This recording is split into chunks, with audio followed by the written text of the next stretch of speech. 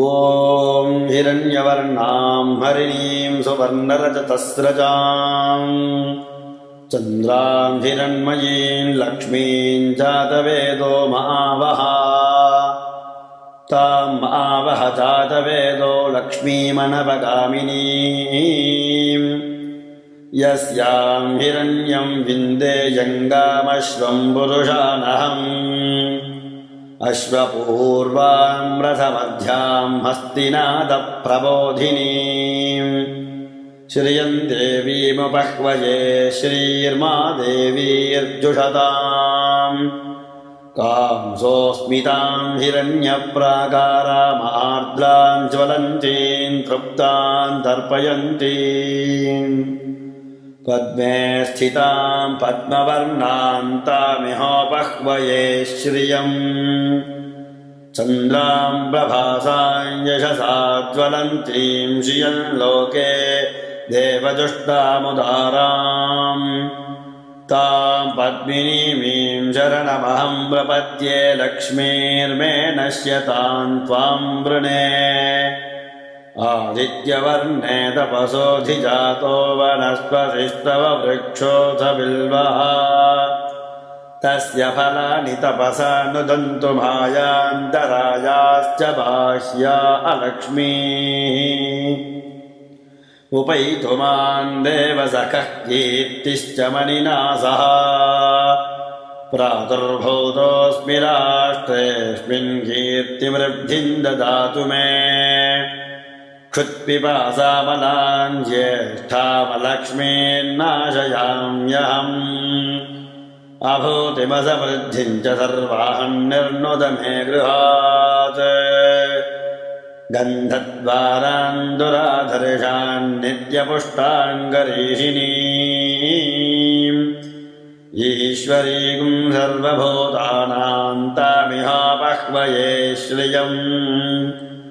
मनसः काममाकूतिं वातः सत्यमशीमहि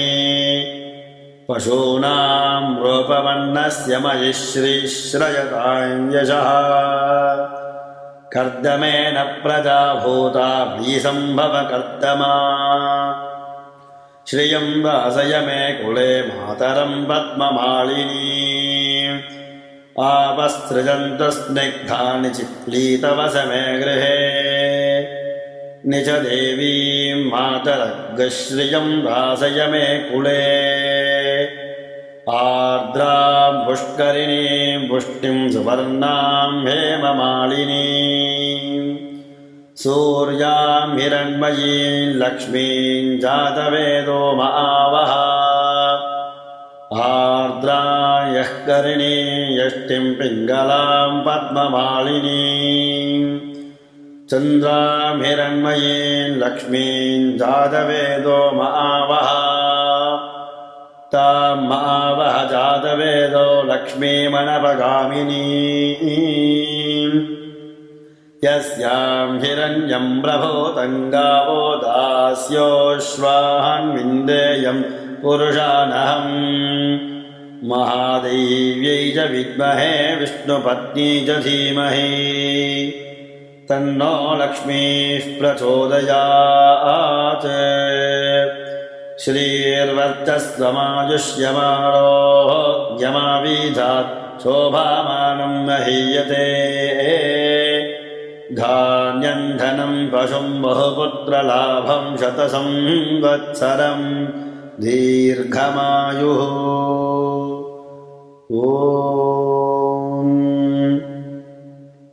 ॐ हिरण्यवर्णां हरिणीं सुवर्णरजतस्रजां चन्द्रां हिरण्मयीं लक्ष्मीं जातवेदो महावः तां महावः जातवेदो लक्ष्मीमनवगामिनीं यस्यां हिरण्यं विन्देयङ्गामश्वं पुरुषानहम् अश्वपूर्वां रथमध्यां हस्तिनादप्रबोधिनीं श्रियं देवीमुपह्वये श्रीर्मा देवीर्जुषतां कांसोऽस्मितां हिरण्यप्राकारामार्द्रां ज्वलन्तीं तृप्तां तर्पयन्तीं पद्मे स्थितां पद्मवर्णां तामिहोपह्वये श्रियम् चन्द्रां प्रभासां यशसा ज्वलन्तीं श्रियं लोके देवजुष्टामुदाराम् तां पद्मिनीमीं शरणमहं प्रपद्ये लक्ष्मीर्मे नश्यतां त्वां वृणे आदित्यवर्णे तपसोऽधिजातो वनस्पतिस्तव वृक्षोऽथ बिल्वः तस्य फलानि तपसा नुदन्तु मायान्तरायाश्च बाह्या अलक्ष्मीः उपैतु मां देवसखः कीर्तिश्च मणिना सह प्रादुर्भूतोऽस्मि राष्ट्रेऽस्मिन् कीर्तिवृद्धिं ददातु मे क्षुत्पिपासामलां ज्येष्ठामलक्ष्मीर्नाशयाम्यहम् अभूतिमसमृद्धिं च सर्वाहं निर्नुद मे गृहात् गन्धद्वारान् दुराधर्षान् नित्यपुष्टाङ्गरीषिणीम् ईश्वरीं सर्वभूतानां तामिहापह्वये श्रियम् मनसः काममाकूतिं वातः सत्यमशीमहि पशूनां रूपमन्नस्य मयि श्रीश्रयतां यशः कर्दमेन प्रजा भूता भीसम्भव कर्दमा श्रियं वासय मे कुले मातरं पद्ममालिनी आपसृजन्तु स्निग्धानि चिक्लीतवस मे गृहे निज देवीं मातरग्श्रियं वासय मे कुले आर्द्रां पुष्करिणीं पुष्टिं सुवर्णां हेममालिनीं सूर्यां हिरण्मयीं लक्ष्मीं जातवेदो महावः आर्द्रां यःकरिणीं यष्टिं पिङ्गलां पद्ममालिनीं चन्द्रां हिरण्मयीं लक्ष्मीं जातवेदो महावः तां महावः जातवेदो लक्ष्मीमनपगामिनीं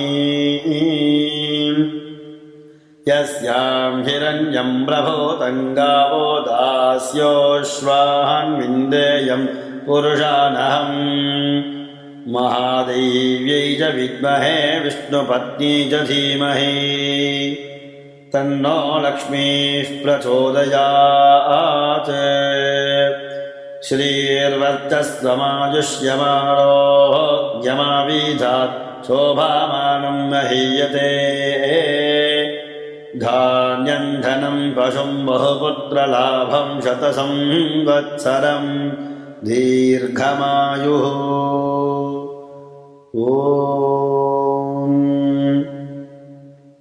ॐ हिरण्यवर्णां हरिणीं सुवर्णरजतस्रजां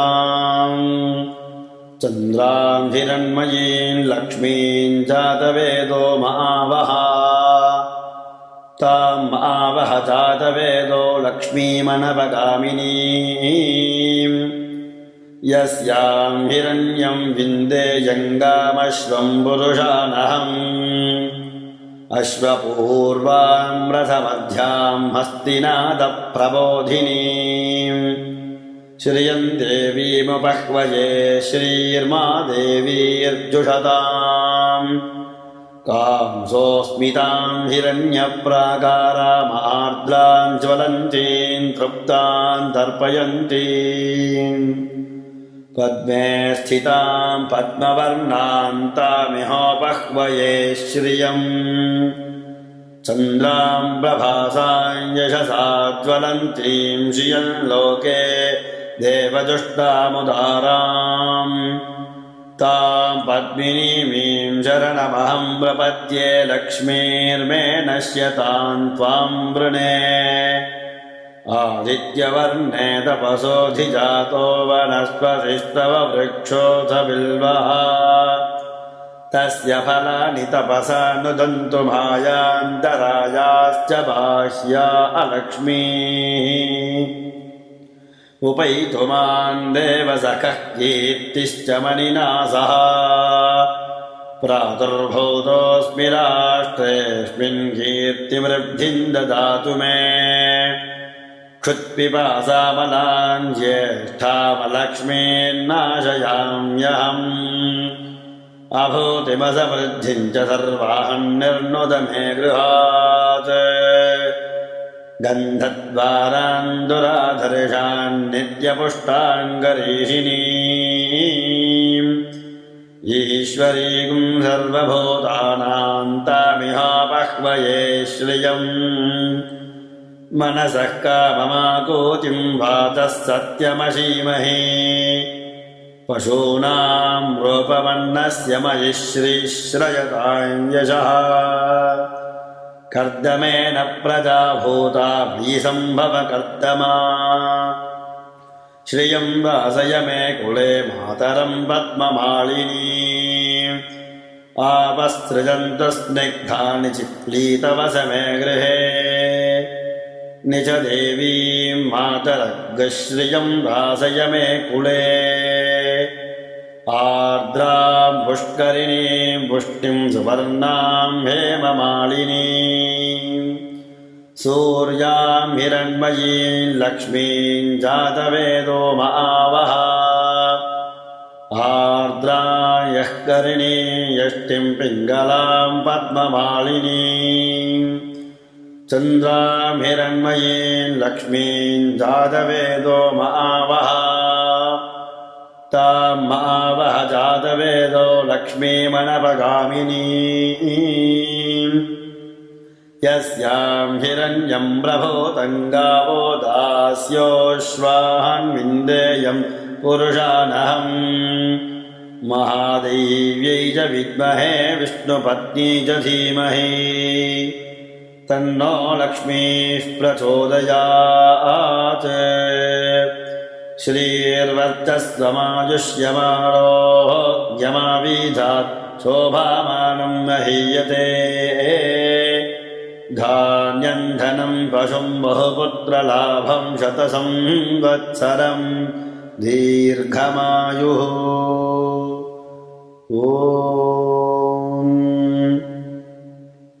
ॐ हिरण्यवर्णां हरिणीं सुवर्णरजतस्रजां चन्द्रां हिरण्मयीं लक्ष्मीं जातवेदो महावः तां महावः जातवेदो लक्ष्मीमनपगामिनीं यस्यां हिरण्यं विन्देयङ्गामश्वं पुरुषानहम्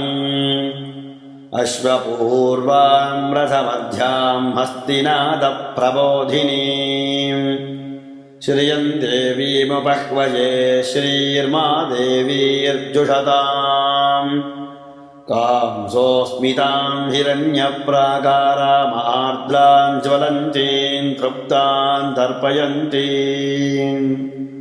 पद्मे स्थितां पद्मवर्णां तामिहोपह्वये श्रियम्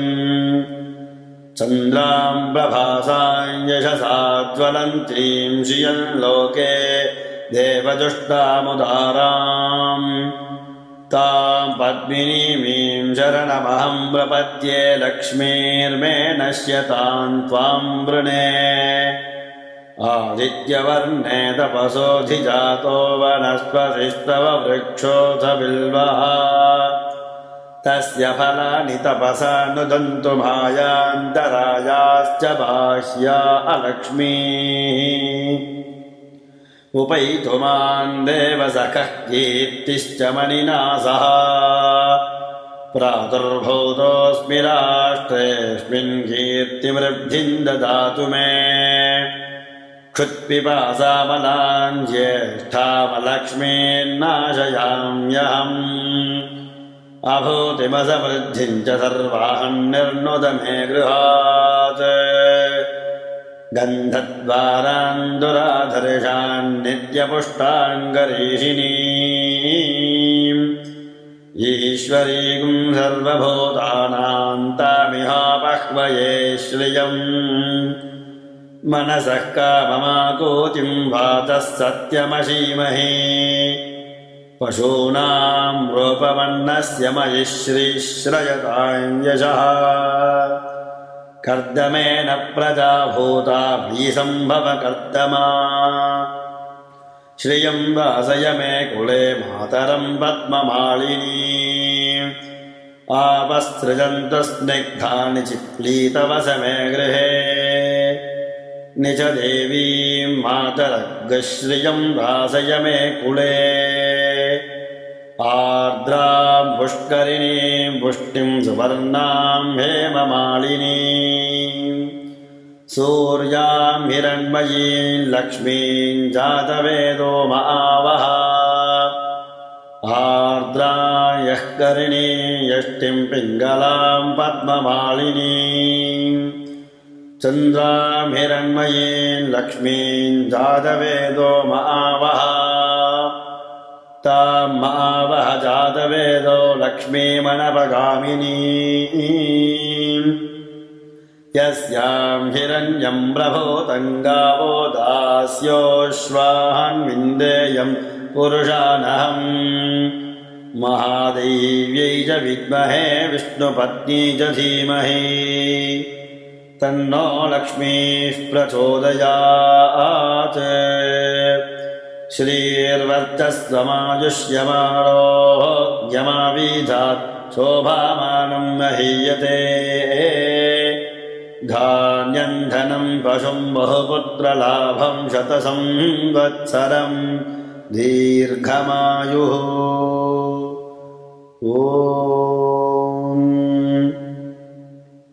ॐ हिरण्यवर्णां हरिणीं सुवर्णरजतस्रजां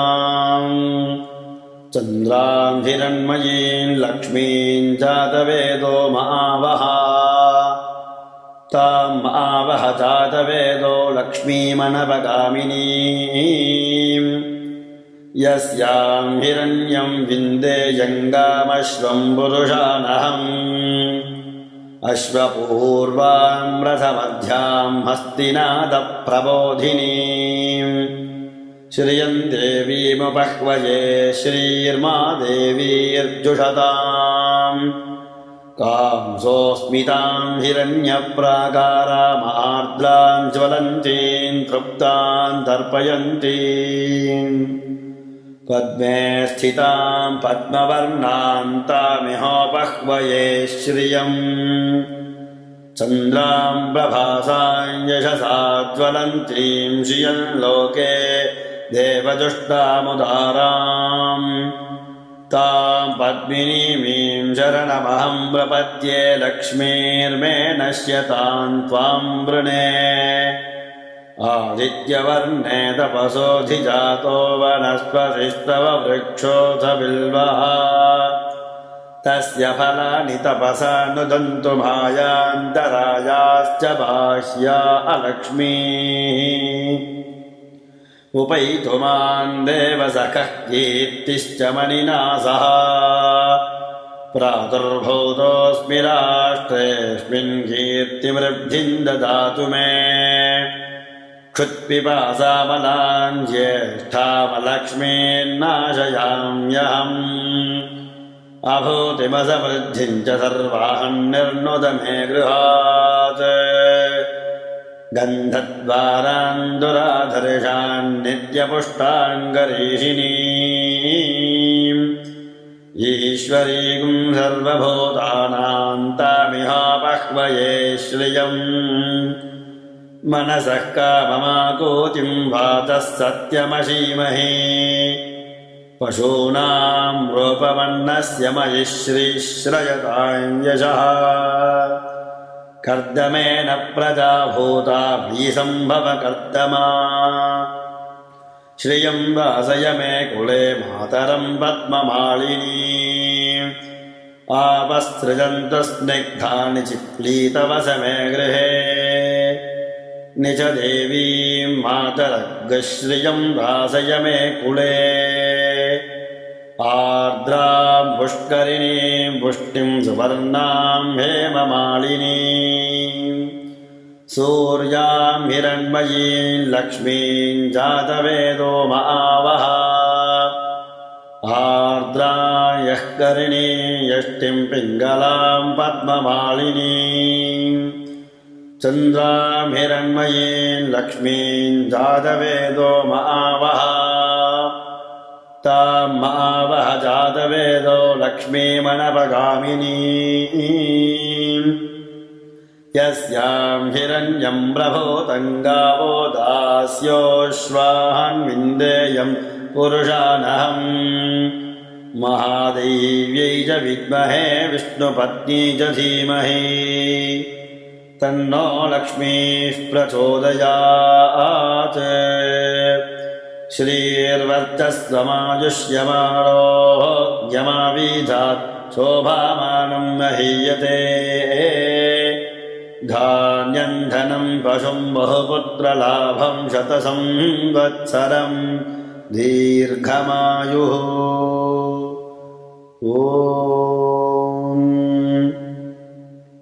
ॐ हिरण्यवर्णां हरिणीं सुवर्णरजतस्रजां चन्द्रां हिरण्मयीं लक्ष्मीं जातवेदो महावः तां महावः जातवेदो लक्ष्मीमनपगामिनीं यस्यां हिरण्यं विन्देयङ्गामश्वं पुरुषानहम् अश्वपूर्वां रथमध्यां हस्तिनादप्रबोधिनीं श्रियं देवीमुपह्वये श्रीर्मादेवीर्जुषताम् कांसोऽस्मितां हिरण्यप्राकारामार्द्रां ज्वलन्तीं तृप्तां तर्पयन्तीं पद्मे स्थितां पद्मवर्णां तामिहोपह्वये श्रियम् चन्द्रां प्रभासां यशसा ज्वलन्तीं श्रियं लोके देवजुष्टामुदाराम् तां पद्मिनीमीं शरणमहं प्रपद्ये लक्ष्मीर्मे नश्यतां त्वां वृणे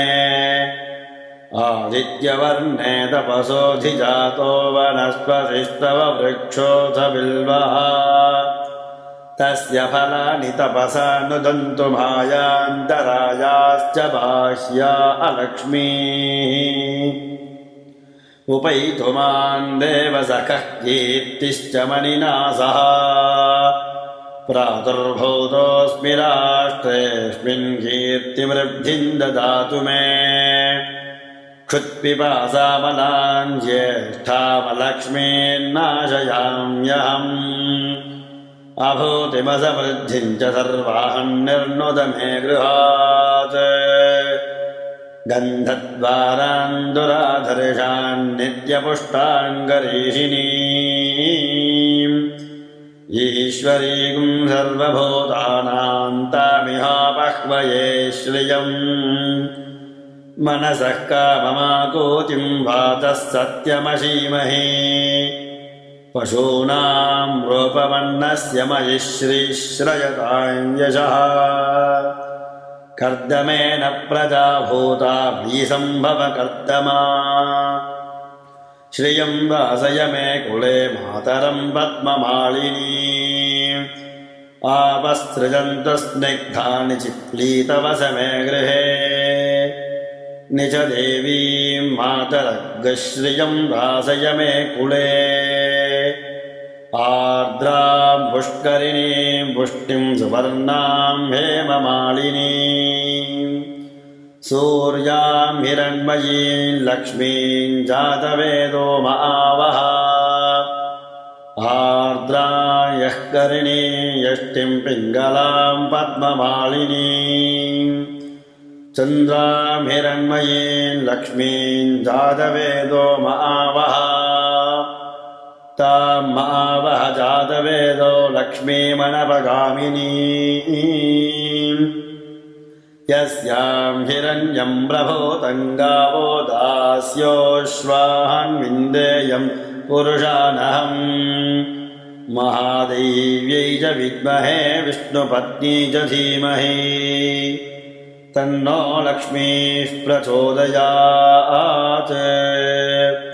श्रीर्वर्चस्वमायुष्यमारोग्यमावीधात् शोभामानं महीयते